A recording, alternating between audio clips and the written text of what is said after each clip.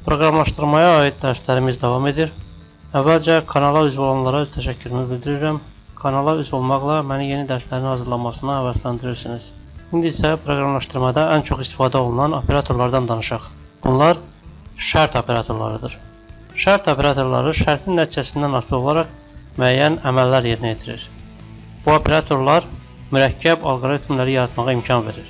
İndi belə bir proqram tapmaq mümkün deyil ki, orada şərt operatoru istifadə olunmasın. Ən məşhur şərt operatoru if operatorudur. If operatorunun gəlin blok sxeminə baxaq. Burada gördüyünüz kimi əvvəlcə müəyyən şərt yoxlanılmalıdır. Şərtin nəticəsindən asılı olaraq iki yola ayrılır. Burada əgər şərt doğrudursa, şərt yerinə yetirilirsə, onda true, yəni düzgünlük ifadəsində müəyyən operatorlar yerinə yetirir. Yox, əgər şərt yerinə yetirilmirsə, onda false qoluna tərəf gedir. Proqram və burada digər operatorları yerinə yetirir. İndi gəlin praktiki şəkildə buna baxaq. Bunun üçün əvvəlcə bildiyiniz kimi yeni bir proyekt yaradaq. İndi isə gəlin formamıza bir düymə ataq, bir button ataq və bir edit əlavə edək. Biz buttonun 10 klikinə girək. Yəni buttonun 10 klikinə girmək üçün onu bildiyiniz kimi üstünə 2 dəfə vurmaq lazımdır. 2 dəfə vurandan sonra biz artıq 10 klik üçün yaradılmış prosedurunu görürük. Əvvəlcə biz bir dəyişən, tam dəyişən elan edək. Tam dəyişən elanı da yəqin ki yadınızdadır. Var sözündən başlayır. Var a integer. Dəyişən elan edəndən sonra biz gərək əvvəlcə dəyişənə müəyyən bir qiymət verək. Məsələn, a-ya biz qiymət veririk. A bərabərdir 1. İndi biz şərt operatorumuzu yazmalıyıq. Şərt operatoru if şərt operatoru if sözü ilə başlayır. If a-nı biz burada yoxlamalıyıq. Proqram avtomatik onun müəyyən operatorlarını qeyd edir. Birinci növbədə biz true sözünü pozmalıyıq. Bu hələlik bizə lazım deyil. Burada yazırıq a bərabərdirsə 1. Görürsünüz ki, yoxlama operatoru burada, yoxlama operatorunda 2 nöqtə işarəsi qoyulmur. Yəni burada tək bərabər işarəsi qoyulur. Deməli, proqram yoxlayacaq.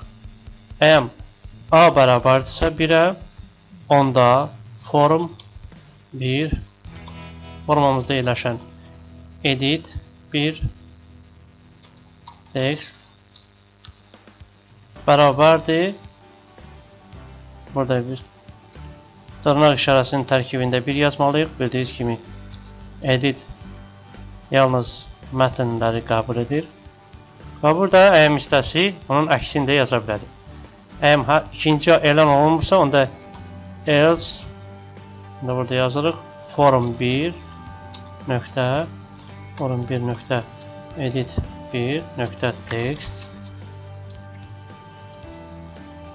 bərabərdir 0.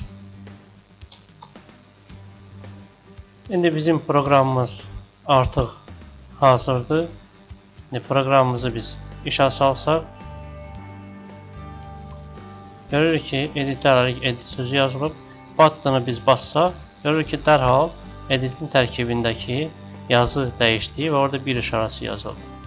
İndi gəlin a-nın qiymətini dəyişək və yoxlayaq gözü. Əks halda biz həqiqətən 0 gələnəcək.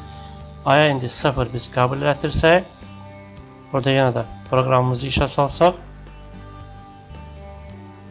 vursaq və görərik ki, həqiqətən A 0-a bərabərdir. Yəni biz hər iki halı burada yerinə yetirdik.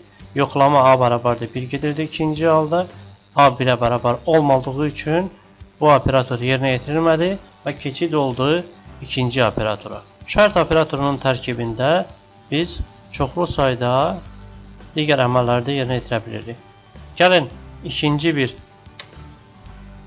tam dəyişəni elan edək. B dəyişənini elan edək. B integer. B-yə qiymət verək. B bərabərdir 1. İndi burada biz qoşa yoxlama əməliyyatını da apara bilərik. Qoşa yoxlama əməliyyatı aparanda bunlar əməliyyatlar mötərizə olmalıdır. Məsələn, birinci biz yoxlayırıq A bərabərdirsə 1-ə və ortasında onun and sözünü yazırıq. And A bərabər, gəlin əvvəlcə true-unu yoxlayaq. A bərabərdirsə 0-a, and B mötərizə tərkibində yazmaq lazımdır. Bərabərdirsə 1-ə, onda bizdə edit 1. Əgər A da 0-a bərabərdirsə, B də 1-ə bərabərdirsə, onda edit bizdə 1 qiymətini almalıdır. Gəlin baxaq. Buttona basanda biz burada 1-i görürük. Yəni burada hər iki şərt yerinə yetirilməlidir. Gəlin şərtlərdən birini dəyişək. Məsələn, 1-ə verək 2. Yenidən proqramımızı işə salsaq və görürük ki, artıq proqram baxmayaraq ki, bizdə birinci şərt yerinə yetirilir. Yəni burada A bərabərdir 0 şərti doğrudur. Ancaq ikincisi ondan qoşa olduğu üçün burada bu əməl yerinə yetirilir. Digər bir maraqlı əməl də var. Bu da or və yaxud əmridir. O yazılır or formasında yazılır. Və yaxud əmri bizə imkan verir ki, şərti imkan verir ki, bunlardan biri doğrudursa, onda bizim əməl yerinə yetiriləcək. Baxaq burada. B şərti yerinə yetirilmir, amma A şərti yerinə yetirilir. Gəlin proqramımızı işə salaq. Buttonu basanda görürük ki, həqiqətən bizdə 1 alınır. Yəni əməllərdən biri düz olanda artıq bizə lazım olan əməl yerinə yetirilir. Bunları hökmən mötərizədə biz yazmalıyıq bu əməlləri. Həm də riyaziyyatın digər formaları da burada istifadə olunur. A böyük bərabərdir, yəni böyük bərabərdir burada belə yazılır. Bərabər böyük ya böyük bərabərdir, bunların fərqi yoxdur. Yəni böyük bərabərdir işarəsi qoyulur və yaxud kiçik bərabərdir işarəsi qoyulur və yaxud A, məsələn, götürək burada fərqli işarəsi də var. Məsələn, fərqli işarəsi bu işarəyə deyilir. Yəni B 1-dən fərqlidirsə, aslı deyil ondan böyükdür ya kiçikdir. Əsas məsələ odur ki, 1-ə bərabər olmasın. Yəni B 1-ə bərabər deyilsə, bizim şərt yerinə yetirilsin. Digər şərt operatoru bizdə case operatorudur. Gəlin bunları pozaq.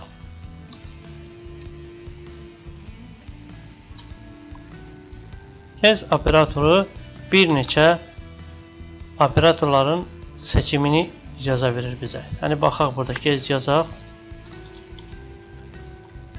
Əgər şərt yerinə yetirilirsə, məsələn, A-nın qiymətindən asılı olaraq, yəni A-nın neçə olmasından asılı olaraq müəyyən şərtlər yerinə yetirilir. A müəyyəndirsə ki, əgər A, baxaq burada 1-ə, əgər A 1-ə bərabərdirsə, onda yerinə yetirilsin form 1 edit text bərabərdir 1-ə. Yox, A bərabərdirsə 0-a, onda bizdə form 1 edit bir text bərabər olsun 0-a. Digərində yaza bilərik. Məsələn, A bərabərdirsə 5-ə. Burada fərqli yoxdur. Burada ciddi nömrələmə getmir. Sadəcə A-nın ala biləcəyi qiymətlər çoxluğunu biz burada yazırıq bu sətirdə.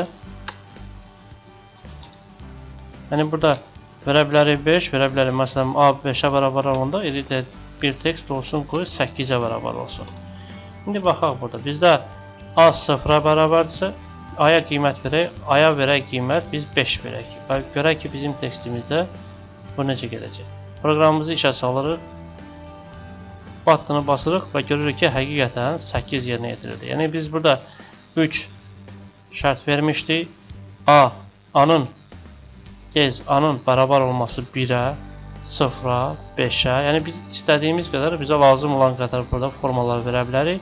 Və A-nın qiymətindən asılı olaraq case operatoru onu haman sətrə keçirəcək. Yəni A-nın alacağı qiymət sətrinə keçirir. Şərt operatorlarında müəyyən bloklar da istifadə olunur. Bloklar nəyə deyilir? Məsələn, baxaq. Bizdə 1 yerinə yetiriləndə burada ola bilsin ki, digər şərtlər, məsələn, formaya keçid edəsək, burada formaya qoysaq. Digər editdə, gəlin 2 dənə də edit qoyaq.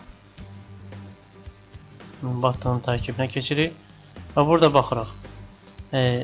Burada begin sözünü biz yazsaq, begin və end.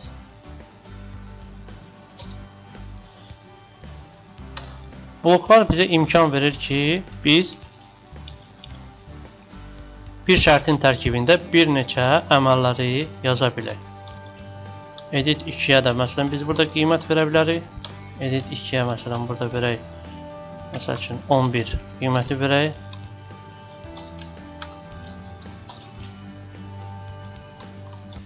Edit 3-ə qiymət verək.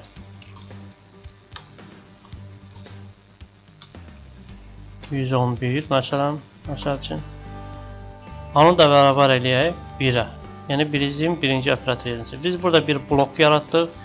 Bu deməkdir ki, birinci şərt yerinə yetiriləndə bu blok bütövlüyə begindən enə kimi yerinə yetirəcək. Bu həm də if operatorunda da eyni ilə bu formanı daşıyır. İndi proqramımızı işə salaq. Buttonu basırıq və görürük ki, hər 3 edit öz məzmununu dəyişdi. Öz formasını dəyişdi. Biri 1, bir digəri 11, axırıncısı isə 111 ifadəsini aldı. Sağ olun, növbəti dərslərdə görüşənəcək.